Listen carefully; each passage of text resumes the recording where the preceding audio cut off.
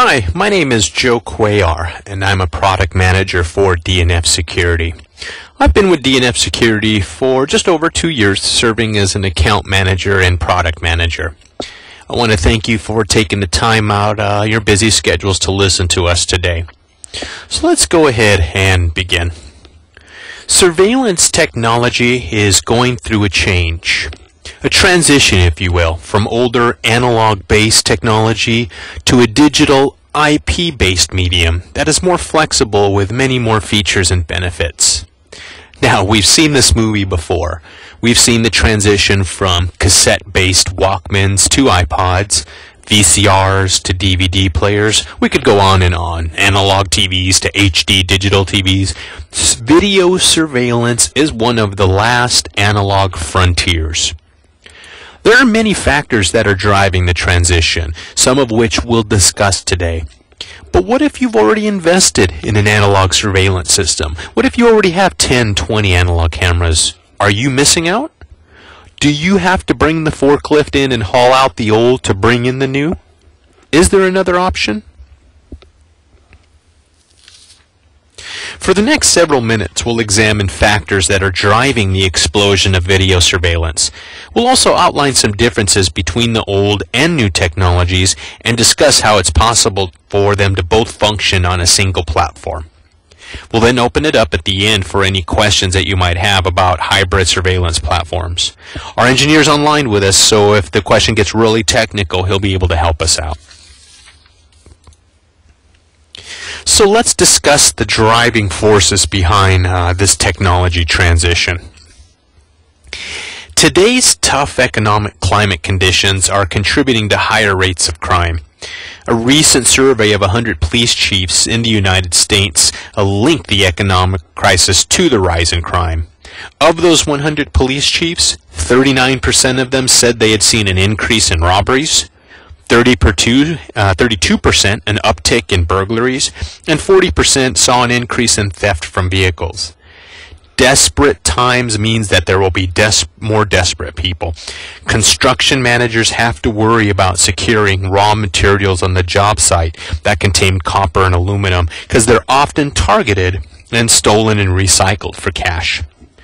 Property owners are reporting more incidences of theft, vandalism, and illegal dumping. Retailers are doing everything they can to hold on to what they have and reduce waste. Personal safety is no longer taken for granted. We feel better when we see a camera in an elevator or a poorly lit parking lot. In fact, we've come to expect it. What is the first thing that comes to mind when we hear of a crime being committed in a public place? I hope they caught it on the video camera. Now let's take a closer look at analog and IP surveillance systems and how they're deployed and used today.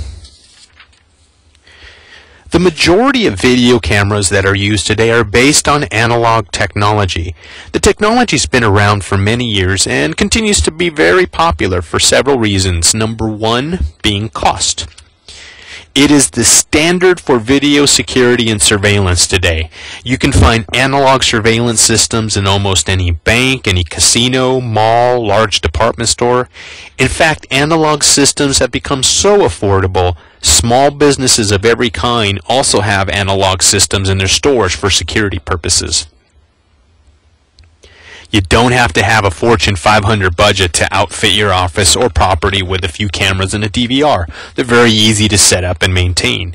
If you can point a camera, turn a screw, and connect a cable, you can install a basic analog system. With analog systems, you have a greater flexibility design.